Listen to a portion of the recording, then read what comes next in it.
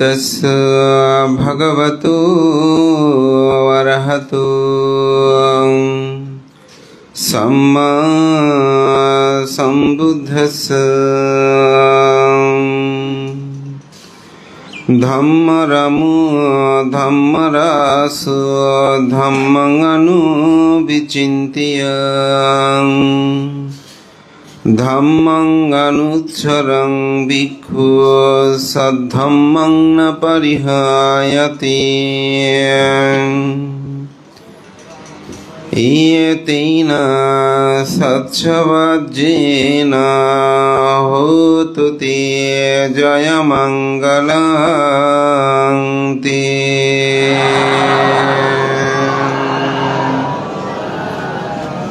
বাবু প্রান্ত পড়ুয়া মুন্নার পরিবার কর্তৃক তাদের পরপারগত পূর্ব বিনাজুরি গ্রামের দাদু এবং জোবরা গ্রামের দাদু ঠাকুমা তাদেরকে স্মরণ করে, এক কথায় জ্ঞাতিগণকে স্মরণ করে আজকের আয়োজিত এই পুণ্যময় অষ্টপরিষ্কার সঙ্গদান অনুষ্ঠানে উপস্থিত মাননীয় ভিক্ষু সংঘ উপস্থাপক আমাদের যে সত্য অত্যন্ত সুন্দরভাবে সবার বিশেষণ উল্লেখ করেছেন, তা আমি বারবার সময়ের জন্য সেটা উল্লেখ না করেই সঙ্গের প্রতি আমার শ্রদ্ধার্ঘ্য নিবেদন করছি। আপনাদের সকলের প্রতি মৈত্রী চিত্তে পুণ্যদান এবং যেসব জ্ঞাতিগণকে স্মরণ করে আজকের আয়োজন, তাদের পারলৌকিক সদ্গতি কামনায় পুণ্যদান করছি। ধর্মপ্রাণ প্রিয় উপাসক উপাসিকা বিন্দু, মহাকারণিক তথাগত বুদ্ধ অঙ্গুত্তর নিকের 2 নিপাতে 2 প্রকারের পূজার কথা বলেছেন। একটি হচ্ছে আমিষ পূজা, আরেকটি হচ্ছে নিরামিষ পূজা। আজকে এই যে এখানে বিবিধ দানীয় দ্রব্য আপনারা যে দান কর্মটা সম্পাদন করছেন, এটাকে বলা হয় আমিষ পূজা। অর্থাৎ পৃথিবীর যত ভোগ্য বস্তু আছে এগুলো দানকে বলা হয় আমিষ দান। নিরামিষ দান কি? এই দানকর্ম সম্পাদনের পর আপনাদের যে জ্ঞাতি প্রয়াত হয়েছেন তাদের উদ্দেশ্যে ইধাঙ্গ ইয়াতিনাং হতো সুখিতহন্ত ইয়াতায়, এটি বলে যে পুণ্য দান করবেন এটাকে বলা হয় নিরামিষ দান। আবার এই নিরামিষ দানটা আরও গভীরতায় হচ্ছে, আপনি যখন পঞ্চশীল পালন করবেন, অষ্টশীল পালন করবেন, আনাপনা স্মৃতি ভাবনায় বিদর্শনে রমিত হবেন, সে দানটাকে বলা হয় নিরামিষ দান।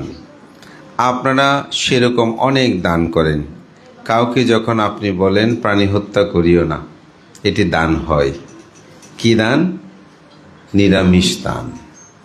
আপনি যখন কাউকে বলেন চুরি করবে না, এটি কোন দান হবে?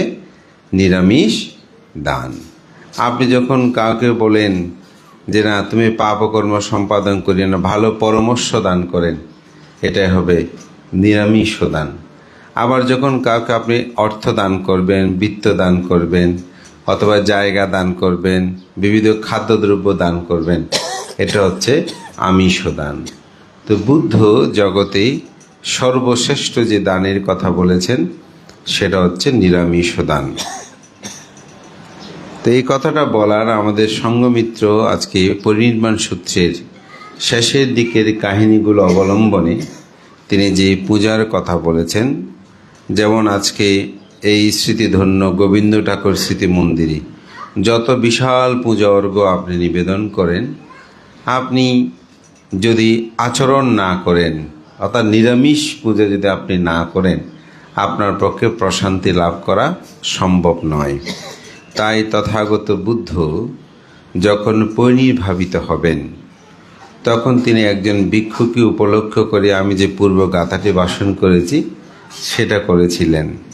তাই সেখানে বুদ্ধ বলছেন ধাম্মা রাম ধাম্মা রাস ধাম্মা অনুবিচিন্তিয়াং ধাম্মাং অনুসারা ভিক্ষু সাধ্যাং মাংনা পারিহায়াতি। বুদ্ধ বলছেন যে যিনি ধর্মের মধ্যে রত থাকেন সে ভিক্ষু। ভিক্ষু বলতে আমরা সাধারণত কর্মবাচার চতুর্থীয়াতির মাধ্যমে যারা ভিক্ষু হয়, মুন্ডক মস্তক হয়, গৌরিক বস্ত্র পরিধান করে আমরা তাদেরকে সাধারণত ভিক্ষু বলি, কিন্তু বুদ্ধের পরিভাষায় ভিক্ষু হচ্ছে তিনি কে, যিনি বুদ্ধির সাধনায় নিরত, অর্থাৎ দুঃখ থেকে মুক্ত হওয়ার জন্য যার চেতনা, যিনি সৎ পথে চলেন, কুশল কর্ম সম্পাদন করেন, বিহার করেন। আমরা বিহার বলি না, বিহার মানে বিচরণ, বিচরণ মানে হাঁটা না। কায়ে কায়ানুদর্শী হওয়া, চিত্তে চিত্তানুদর্শী হওয়া, ধর্মে ধর্মানুদর্শী হওয়া, বেদনা বেদনানুদর্শী হওয়া। বিহার মানে কিন্তু সে অর্থেই বিচরণ। ঠিক একজন মানুষ যখন প্রকৃতভাবে এই বিচরণ কর্ম, অর্থাৎ চিত্ত জগতের সাথে বিচরণ করে, চিত্তকে প্রতিনিয়ত দর্শন করার জন্য চেষ্টা করে, কায়কে দর্শন করার জন্য চেষ্টা করে, বেদনাকে দর্শন, বেদনা মানে ব্যথাকে দেখা নয়, এটাকে অনুভূতিকে দেখা, এটাকে জন্য ধর্মানুদর্শন, চিত্তের মধ্যে যে লোভ দেশ সমূহ উৎপন্ন হচ্ছে, পঞ্চ নিবারণ উৎপন্ন হচ্ছে, এগুলোকে দেখার জন্য যখন তার যে প্রকৃত প্রচেষ্টা, সে অর্থেই হচ্ছে কিন্তু ভিক্ষু। এই জন্য সঙ্গে আপনারা দেখবেন বন্দনার সময় আমরা দুবিধ উত্তমান বলি, অর্থাৎ দুইভাবে বিভক্ত। একটা হচ্ছে সম্মতি সঙ্গ, আমরা যারা এখানে উপস্থিত আছি। আরেকটা হচ্ছে একজন দায়কও যখন তিনি শ্রোতাপত্তি হয়, স্থগিতগামী হয়, অনাগামী হয়, অরহত হয়, তখন তিনি কিন্তু সঙ্গের অন্তর্ভুক্ত। অথচ গৃহী শ্রোতাপত্তি হলে তিনি সঙ্গের অন্তর্ভুক্ত। এটা কোন সঙ্গ?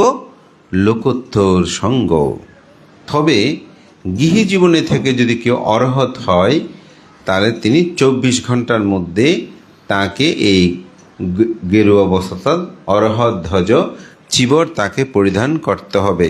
তো পরিধান গায়ে পড়লে হবে না, সম্মতি সঙ্গের মাধ্যমে তাকে উপসম্পদা বা প্রব্যজ গ্রহণ করতে হবে।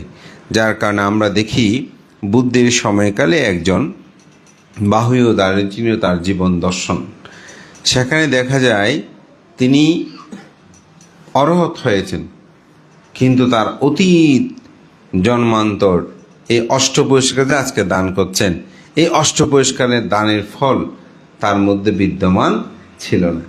যার কারণে তিনি অষ্টপরিষ্কার খোঁজার জন্যও বের হয়েছেন, যে কোথায় থেকে সংগ্রহ করবেন, বুদ্ধির কাছ থেকে তিনি প্রব্রজ্জা নেবেন, কিন্তু গাভীর সিংহের আঘাতে তার মৃত্যু হয়। তো বুদ্ধ কি করেছেন? পিণ্ডচারণ শেষ করে বুদ্ধ আসার সময় দেখেছে এই বাহ্য দার্শনিকে তার গরুর সিংহের আঘাতে সে মৃত্যু হয়েছে। তো বুদ্ধ ভিক্ষুদেরকে বললেন, ওকে নাও। ভিক্ষুরা নিলেন, নিয়ে যেতবন বিহারের মধ্যে তার দাহকার্য সম্পাদনের সব ব্যবস্থা করলেন। অন্যান্য ভিক্ষু যারা মার্গজ্ঞান লাভী নয়, সাধারণ জনগণ, ওরা সবাই সমালোচনা করছে, দেখো দেখো বুদ্ধ একজন ভিক্ষুপুত্র, বুদ্ধ হয়েও তিনি একজন সাধারণ গৃহীর দাহকার্য তিনি সম্পাদন করার জন্য ভিক্ষুদের নির্দেশ দিচ্ছেন, এটি কেমন করে সম্ভব হয়? তো বুদ্ধ চিন্তা করলেন, আমি যদি এখানে ধর্মকথা উত্থাপন না করি, আমি যদি না বলি, তাহলে তারা যে সমালোচনা করছে তার দ্বারা তাদের পাপ হবে। আসলে আমরা অনেক সময় না জেনে কোনো কিছু সম্পর্কে যখন আলোচনা করি, সমালোচনা করে নিন্দা করি, তখন কিন্তু মানুষের পাপ হয়, অকুশল হয়। আমি কেন মানব জন্মে পুণ্যকর্মটা দুর্লভ?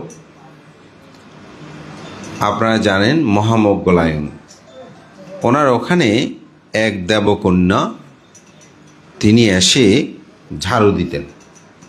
তো দরজা তো বন্ধ, তিনি তো ঋদ্ধিপ্রভাবে আসতেন। তো একদিন তিনি রুমে ঢুকে দেখে যে ভোরবেলা হতে হতে, যখনই ওনার শয্যা থেকে বের হয়ে অন্যত্রে যেত, শৌচাগারে যেত, ফিরে এসে দেখতো যে রুমটা ঝাড়ু দিয়ে দিছে। তো রুমের দরজা বন্ধ, এখানে ঝাড়ু দেখে তিনি একদিন অনুসন্ধান করে দেখলেন যে এক দেবকন্যা সেই ঝাড়ু দিয়ে যায়। তখন ভান্তে বলছেন, এই দেবকন্যা, তুমি আগামীকাল থেকে আর এখানে ঝাড়ু দিতে আসবে না। তো সেই ক্রন্দন করে করে কেঁদে কেঁদে যাচ্ছিল। তো কান্না শব্দটা আকাশে শোনা যাচ্ছে, কিন্তু আকাশে তো কোনো মানুষ দেখা যাচ্ছে না। তো এটা নিয়ে যেতবনে খুব আলোচনা হচ্ছিল যে আকাশে কেন এত ক্রন্দনধ্বনি। তো বুদ্ধ সবাইকে সেখানে ডাকলেন, ভান্তেকেও ডাকলেন। তো ডেকে জিজ্ঞাসা করছে বুদ্ধ, ওনারা বলছে ভান্তে আজকে ভোরবেলা একদম আকাশের মধ্যে একটা রমণী কান্না করে করে যাচ্ছে, তার শব্দ আমরা শুনেছি। বল যে হ্যাঁ আমিও শুনেছি। তো কেন এই কান্না হচ্ছে? তখন ওই মোগলাই স্তবীকে প্রশ্ন করলেন। তো তিনি বুদ্ধ তো জানেন।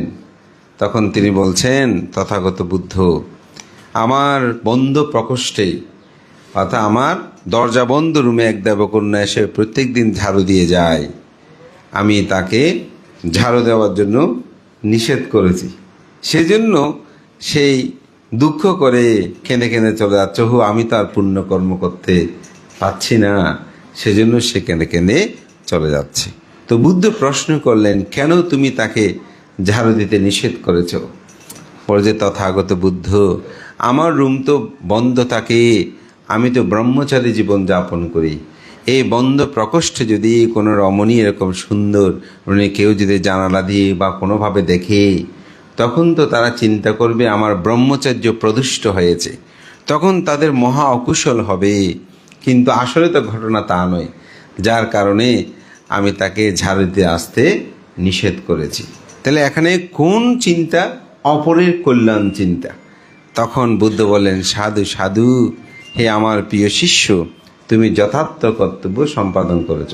তো সুতরাং আমরা যে বলে মানব জন্মটা দুর্লভ, এই জন্ম ছাড়া অন্য কোনো জন্মে আসলে পুণ্যকর্ম সম্পাদন করা সহজ নয়, সহজে করা যায় না। আপনি স্বর্গে গেছে এখানে সুখ ভোগ করতে পারবেন, কিন্তু পুণ্য করার কোনো সুযোগ নাই। নরকে শুধু দুঃখ আর যন্ত্রণা, আপনার পক্ষে কি সম্ভব পুণ্যকর্ম করা? আমি যেই জায়গায় থাকি চাঁদগাঁও, ওখানে অনেক উপাসক উপাসিকা, বিশেষ করে তারা গার্মেন্টস কর্মজীবী। ওনাদের অনেকের মধ্যে দেখি খুব ইচ্ছা যে ওনারা ধর্ম করবেন, কিন্তু সকালে ভোরে উঠে যেভাবে যায়, আসলে আর কর্ম সম্পাদন করতে দিন চলে যায়, ধর্ম করার সুযোগটা তাদের অনেক সময় হয় না। তা আমাকে অনেক সময় বলে, বানতে আমরা যে ভাত নিয়ে যাই অষ্টশীল সময়ে, ওখানে আগে খেয়ে ফেলি, এরপর এটাকে আমাদের অষ্টশীল হবে। তো অষ্টশীলের পুঙ্খানুপুঙ্খানু ব্যাখ্যা যদি যায়, এক্ষেত্রে কিন্তু অনেক কিছু বিষয় আছে। তবু আমি তাদেরকে বলি, আপনাদের চেতনা রেখে করছেন, এটাতে অনেক, তবে সব পরিপূর্ণ হবে সেটা আমি বলবো না, তবে আপনারা যে রক্ষা করার জন্য চলছেন এটা। সুতরাং কোনো মানুষ যখন দুঃখের মধ্যে থাকে, আপনি দেখবেন ওনাকে সূত্রপাঠের কথা, দানের কথা বললে শুনবে। ঠিক নরকে যখন মানুষ খুব বেশি দুঃখ পায়, তখনও কিন্তু মানুষ এই পুণ্যকর্ম করার সুযোগটা পায় না। এই মানব জন্মটা সেজন্য দুর্লভ, এখানে পুণ্য করার সুযোগটা আমাদের মধ্যে আছে, সে কারণে এই পুণ্যকর্ম করাটা উচিত। ঠিক পরমাত্মিকগতভাবে বুদ্ধ যে বলছেন যে পুণ্যকর্ম সম্বাদ, এটা লৌকিক লোকোত্তর দুটি ভেগেই কিন্তু বিভক্ত। তো বুদ্ধ যাতে অন্যদের পাপ না হয়, কেন একজন গৃহী দাহকার্য ভিক্ষুরা করছে এটা প্রশ্ন করবে বলে, তখন বুদ্ধ সেখানে বললেন, হে ভিক্ষুগণ, তোমরা এই বাহুকে সাধারণ মনে করিও না, সে মার্গ জ্ঞানলাভী আমার পুত্র। বুদ্ধ আমার পুত্র কিন্তু সবাইকে বলে না। বুদ্ধ আমার পুত্র বলবে কাকে? যিনি শ্রোতাপত্তি স্থগিতাগামী অনাগামী অরহৎ হবেন। এই জন্য বুদ্ধপুত্র এই শব্দটা তখনই হয়। অনেক সময় আমাদেরকে অনেকে বললে, কিন্তু মার্গ জ্ঞান ছাড়া আসলে বুদ্ধপুত্র হয় না। বুদ্ধপুত্র হতে হলে তাকে অবশ্যই শ্রোতাপত্তি স্থগিতাগামী অনাগামী অরহৎ হতে হবে। তখন বুদ্ধ সেখানে বলছেন সে আমার পুত্র, অর্থাৎ বুদ্ধপুত্র। এই বুদ্ধপুত্র বলতে আসলে গৌতম বুদ্ধের পুত্র তাও কিন্তু নয়। অতীত জন্ম, বর্তমান যে গৌতম বুদ্ধ, ভবিষ্যতে যে বুদ্ধ আসবেন, সকল বুদ্ধগণের তিনি পুত্র। কেন?